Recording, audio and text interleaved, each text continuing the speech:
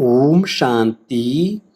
4 सितंबर 2022। अव्यक्त मुरली। आज की मुरली के मुख्य पॉइंट्स में प्यारे बाबा ने कहा, उड़ती कला का अनुभव करने के लिए 2 बातों का बैलेंस, ज्ञान युक्त भावना और स्नेह युक्त योग।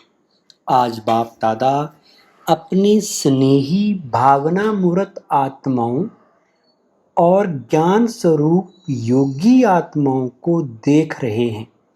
स्नेह और भावना मूर्त बच्चे सदा भावना के कारण याद में रहते हैं, बाप से प्यार का अनुभव करते हैं। शक्ति का भी अनुभव भावना के फल के स्वरूप में करते हैं, लेकिन सदा और सर्व शक्तियाँ अनुभव नहीं करती। ज्ञान स्वरूप योगी तु आत्माएं सदा सर्व शक्तियों की अनुभूति द्वारा सहज विजयी बनने का विशेष अनुभव करती हैं, समानता का अनुभव करती हैं। सदा अचल अटल स्थिति का अनुभव योगी तु आत्माएं ही करती हैं। स्नेही व भावना स्वरूप आत्माएं भावना से स्नेह से आगे बढ़ रहे हैं, लेकिन सदा विजयी नहीं। स्नेही आत्माओं के मन में, मुख में सदा बाबा बाबा है। इस कारण समय प्रति समय सहयोग प्राप्त होता रहता है। भावना का फल समय प्रमाण बाप द्वारा प्राप्त हो ही जाता है, लेकिन समान बनने में ज्ञानी योगी तु आत्माएं समीप हैं। इसलिए भावना और ज्ञान स्वरूप बनने का लक्ष्य रखो। जितनी भावना हो उतना ही ज्ञान स्वरूप भी हो। सिर्फ भावना व सिर्फ ज्ञान या भी संपूर्णता नहीं। ज्ञान युक्त भावना, स्नेह संपन्न योगी आत्मा, ये दोनों का बैलेंस सहज उड़ती कला का अनुभव कराता है। फिर कहा, वर्तमान समय भावना स्वरूप आत्माएं सेवा में ज़्यादा आती हैं। ये आत्माएं भी स्थापना के कार्य में आवश्यक हैं, लेकिन अभी समय प्रमाण ज्ञानी योगी तु आत्माओं की आवश्यकता और ज़्यादा है, क्योंकि आगे के समय में वैरागी वृत्ति के वायुमंडल के कारण भावना स्वरूप आत्माएं और भी सहज आनी ही हैं। इसलिए सेवा के लक्ष्य में ज्ञानी योगी तु आत्माओं के तरफ अटेंशन ज़्यादा चाहिए। ऐसी आत्माओं की वृद्धि आवश्यक है। फिर कहा, विश्व परिवर्तन के लिए बहुत सूक्ष्म शक्तिशाली स्थिति वाली आत्माएं चाहिए, जो अपने वृत्ति द्वारा, श्रेष्ठ संकल्प द्वारा अनेक आत्माओं को परिवर्तन कर सके।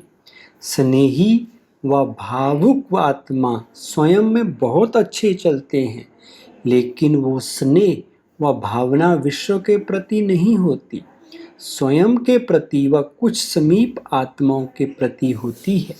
बेहद की सेवा व विश्व प्रति सेवा बैलेंस वाली आत्माएं कर सकती हैं। ऐसी भावना और ज्ञान, स्नेह और योग शक्ति हो। ऐसी आत्माएं बने हो कि सिर्फ स्नेही भावुक आत्माओं को देख खुश हो रहे हो। कल्याणकारी बने हो या बेहद विश्व कल्याणकारी बने हो, ये चेक करो। लास्ट में कहा, सिर्फ भावुक नहीं बनो, ज्ञानी भी बनो, प्रकृति के भी ज्ञानी बनो। ज्ञान सिर्फ आत्मा का नहीं, आत्मा, परमात्मा और प्रकृति, उसमें ड्रामा भी आ जाता है। तीनों का ज्ञान चाहिए। कहाँ जा रहे हैं और अपने लिए क्या इंटेंशन चाहिए, ये प्रकृति का भी अगर नॉलेज नहीं है तो नॉलेजफुल नहीं है। स्थान का, व्यक्ति का, स्थिति, तीनों का ज्ञान रखो। ज्ञान स्वरूप माना दूरदर्शी, त्रिकालदर्शी। तीनों का ज्ञान अगर स्पष्ट है तो सफलता मिलती है। अगर कोई अपनी गलती से बार बार बीमार होता है तो बाप दादा उसको ज्ञानी योगी नहीं कहते। ज्ञान का अर्थ है समझ, अपनी स्थिति को भी समझो, अपने शरीर को भी समझो। आज का वरदान, लगाव के सूक्ष्म धागों को समाप्त कर उड़ती कला में उड़ने वाले संपूर्ण फरिश्ता भव। विस्तार, फरिश्ता अर्थात जिसका पुरानी दुनिया से कोई रिश्ता नहीं, तो सूक्ष्म रीति से चेक करो कि अंश मात्र भी कोई धागा अपनी तरफ आकर्षित तो नहीं करता है, क्योंकि यदि कोई चीज अच्छी लगती है तो वह अपने तरफ आकर्षित जरूर करती है।